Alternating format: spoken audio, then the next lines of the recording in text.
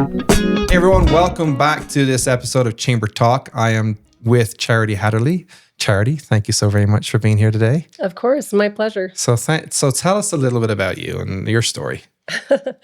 Well, I am a mother of four and soon to be grandmother for the first time. Congrats. Thank you. And I grew up in a really big family, and I've always had this entrepreneurial spirit. As an 11-year-old, I was like, "Ooh, I'm going to go sell pizzas because I want to make some money." Yep. And that journey has just continued to grow. And I do coaching, executive coaching. I also do the Empower You Women's event. Yep. We focus on leadership. And I have a business that does real estate investment and development. Yeah.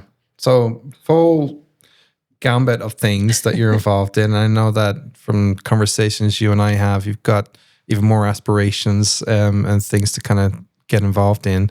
Tell us about what have been the highs and lows of your journey as a female entrepreneur? That's a good question. I think some of the first low that I can remember was after selling those pizzas as an 11-year-old, thinking like, man, I've got my parents' station wagon full of all these pizzas. I've made all this cash. I was so excited. And people would ask me, well, why are you trying to make money? I'm like, girls, you really shouldn't be doing that.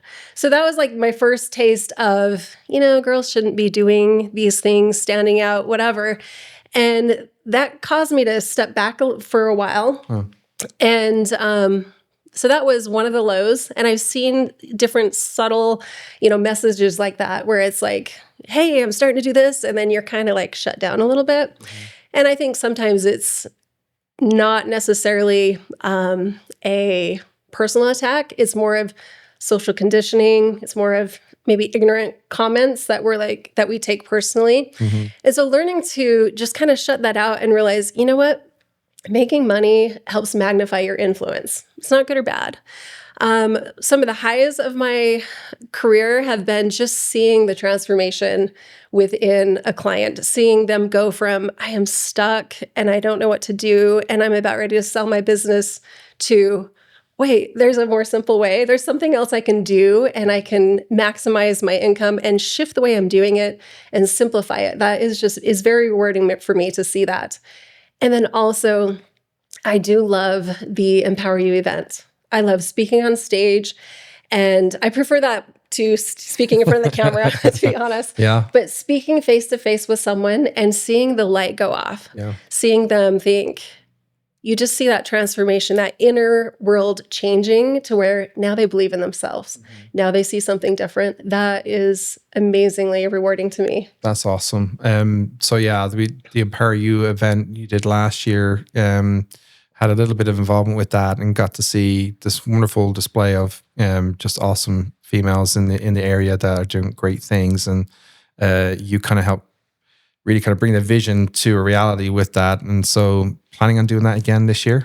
Absolutely. We're going to do it in May this year, cool. May 8th, the weekend just before Mother's Day. Oh, wow. That's going to be fun. Yes, It's going to be awesome. So tell me a little about some of the sort of common themes you've kind of seen over the last few years, especially when it comes to communication and leadership styles within the workplace setting. I'd love to get your take on that. You and I have talked about this a lot over the last year, especially. And I think it's an important topic for us to discuss today. So I'd love to kind of get your perspective on that. Thank you.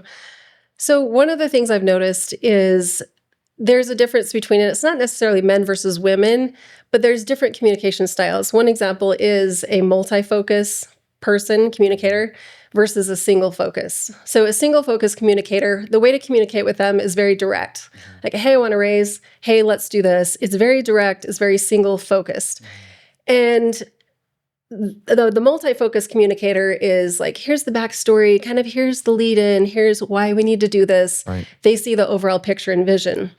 And so what I've seen specifically with HR teams is they are very visionary. And so they're like, hey, here's this challenge with the team. Let's help these people. Let's do this personal development, leadership development. And the CFO is like, okay, how much is this going to cost, right? Yeah. It's single focus. Right. It's not good or bad, but understanding how to translate that multi-focus to financials, right, is so important. And that's a skill that can be learned. and something that is needed. And that's not just HR versus CFO. It is men and women. It is coworkers. It is talking to your boss. Right. And women typically will kind of hint around towards that raise, right? Yeah. I've been working really hard and look at all these good things and da da da da. And the boss will take that as like, oh, that's great. That's great information. Absolutely, I agree with it. And then she's like, I totally got overlooked for the raise. Right. Now, doesn't mean that that is the only reason. Maybe there's other things going on, other dynamics. But what she can do is empower herself simply by being direct. And that's difficult to do Right. sometimes, but they're just skills that we can learn. Yeah. So let's go back to the bit around cost, right? This is a real interesting area of discussion that we had just recently, actually, about being able to quantify what that cost is to a business by not addressing this particular issue. Tell me a little bit what you've discovered. Well, one thing that I have been thinking through is, this hidden causes of miscommunication. One example is, let's say we're coming to a team meeting and we want to brainstorm, we want to get the best solutions. But sometimes we show up guarded. Women and men are showing up guarded, so we're closed off. We are either worried about looking like we're too much or having our ideas shut down. A lot of times it's just an internal thing, nothing to do with the dynamics of the team, but fear of rejection, right? Is kind of just a human universal. And so when we're coming to these brainstorming sessions guarded, we're closed off. Mm-hmm. And we're not opening up to the full brilliance of what we have. We're holding back. And so that's an opportunity cost right there. And so that's just one simple example of that. But how to quantify that? I love spreadsheets, and my brain works in spreadsheets. And so I was just kind of listing out what are some of those hidden costs. Another one is inefficiencies in meetings. Mm-hmm. So let's say you have an hour-long meeting, there's 10 people there, and the average wage is $25 for each person, right? 10 times 25. And then you have a leader in there, let's say the average hourly wage there is $100. Right. So you have 2 meetings a week, how many meetings per month? And let's say 35 minutes of every meeting is wasted. It's just kind of like, there's no purpose, we're aimless, and we don't come out with, here's the next step, let's move forward. So sometimes it's a whole hour wasted. So you quantify that by saying like, okay, what's the hourly wage of all these people in here times how many meetings we're doing this times the whole year? Mm-hmm. Those little things add up massively over a year. Yeah. And so fixing those, fine-tuning those are plugging those leaks, those leadership leaks. Yeah. I find that really interesting because, again, it's not something that I think business, like as a routine matter, would sit down and try and quantify. It seems to be that culturally within a business that it's just a given that everyone should be communicating in a high-performing way. Mm-hmm. But that isn't the case. True. For most businesses, as a result of that assumption, there's hidden costs associated with that assumption. And so it's interesting that you've been able to kind of look at it in a way that let's identify what that cost actually translates to a spreadsheet on a CFO report. Yeah, absolutely. That's really kind of interesting to see. Thank you. And it's those soft skills that are actually, you can quantify them. Yeah. And I had a personal experience that when for a period of time I was working with UPS and kind of looking at culture. They're very, very hard business in terms of how they operate, as has proven to be very successful for them. But also some of the soft elements are missing, and therefore there's costs associated with that. Yeah. Productivity reduces, and like UPS, they kind of look at everything as a cost per package rate across the country or around the world. And so when they think about decision making, they usually just think about infrastructure, and they think about people performing specific tasks, utilizing that infrastructure to produce a logistics company, right? Yeah. But by addressing some of the soft issues like communication, they're able to increase productivity and able therefore fulfill a service to a higher standard. It's just my personal experience of implementing some of these things that you have been looking at over the last couple of years. So that was really interesting for me to actually put language to it. And it's something that was instinctive for me to kind of follow. So I'm just really intrigued to kind of identify that and discuss a little bit more with you about how can businesses utilize some of the information that you've been able to kind of collate, put together, and access it. Well, you can start by calculating those hidden costs. If you go to my website, you can find a link to the hidden cost calculator, and that'll give you a good. It's a good starting point. I would say it's a living document. It's not a spreadsheet. I've translated it into a working calculator. So you can click on there, you can enter your numbers, there's no sign up required, and just see what the cost is. Because sometimes that awareness will start shifting what you're doing and how you're showing up. So awareness might be enough for some business owners, some companies. Yeah. And once you have that awareness, if you want help with it, that's something I do. I know that's something you've done at a massive level with UPS, which is fantastic. So those are just a good place to start. Yeah. So tell us your website so everyone knows where to go first. It's my name, charityhaderlie.com. Okay, well, that's easy. Yeah, that's easy. Go on there. You should know, anyone who's watching should go on there and just try it. Just go on there and see, what numbers spit out and see if it's worthwhile to kind of pursue this as a avenue for you and your business. I definitely think there's weight to it. Having done it myself earlier on in my career, which kind of led me down a whole completely different life as a result of identifying that there's issues that happen within a business. And a business as big as UPS, for example, one of the top 6 companies in the world, thousands of thousands of people working for it. And there's still an element where soft, people management skills need to be addressed. And they have a huge HR department that addresses that on a daily basis. But looking at this from a cost perspective is a useful exercise, I think, and for any business, no matter how big or small you are. So thanks for putting that together and having that here in Idaho Falls. That's great. Of course. We have been talking a lot about communication and also just the differences between how men and women often communicate. So I'd love to kind of get your perspective on some of that and talk a little bit more about it. So just tell me again what you've kind of been hearing, watching, observing, where you're at right now with this particular issue. Well, thank you. So hearing, observing, I think there's an undercurrent of fear for men and women to connect in the workplace. And we communicate, but we don't really connect and open up. And I recognize that, we still need those boundaries, those professional boundaries. But so there's incidences where, for example, where men,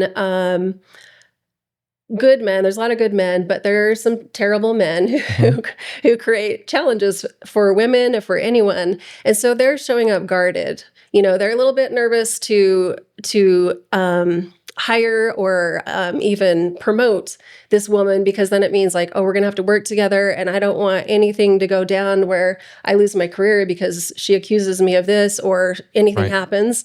And I'm not saying all men are innocent, but not all men are guilty, right? There's real risk either way. But I think there's too much of this, men are this way and women are this way. And the reverse side of that is the undercurrent, the underlying message that women hear that is just promoted everywhere in media, that women are objects, right? So we show up guarded already because it's like, I've got to protect myself. Right. I can't walk down a street in the dark without my keys hanging out, like I'm ready to knock somebody out if I need to protect myself. Yes. Whereas a man does not have that worry, right? You don't even think about it necessarily. So there are those real underlying beliefs and subconscious fears that we show up with. Yeah. And so helping a team learn how to communicate safely, right, with boundaries so that we're not getting into any shady area, but also open up to where we can ignite all of our brilliance and bring that to the workplace. Yeah. So it's these underlying messages that sometimes hold us back.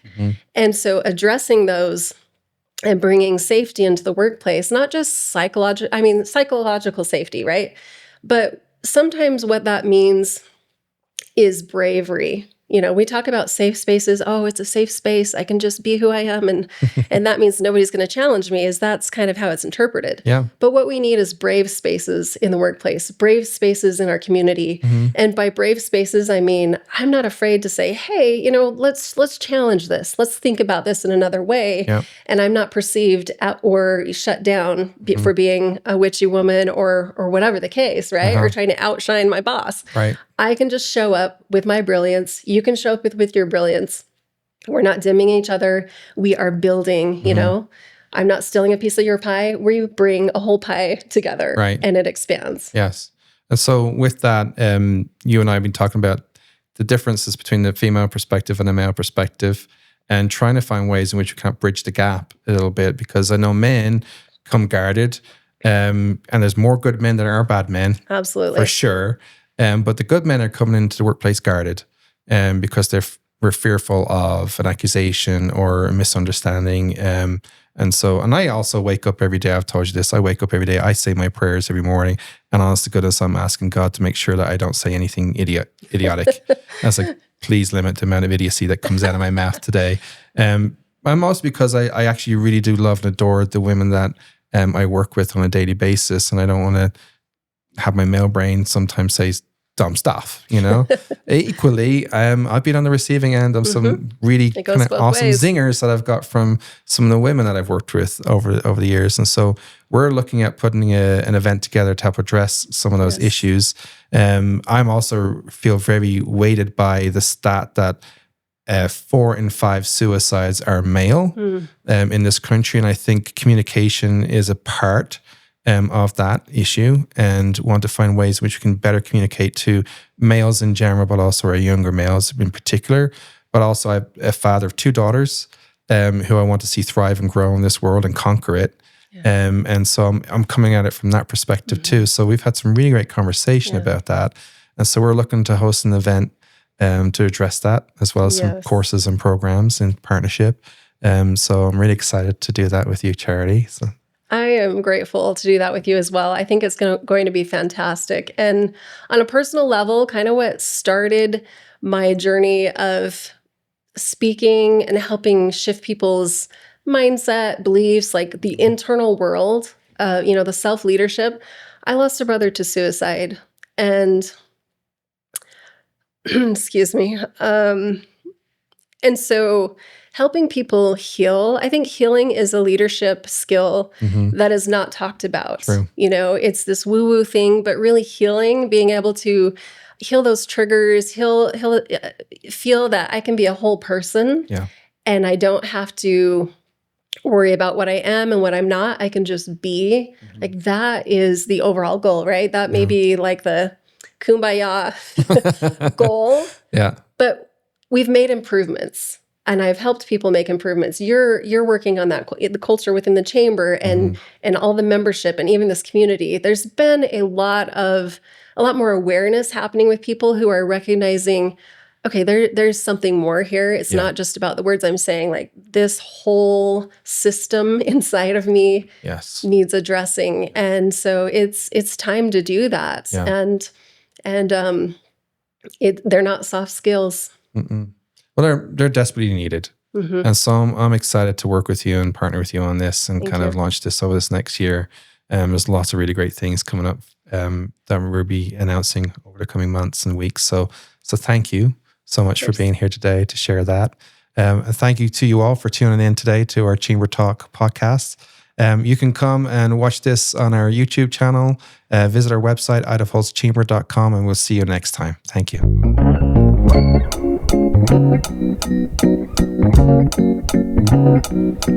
Thank you.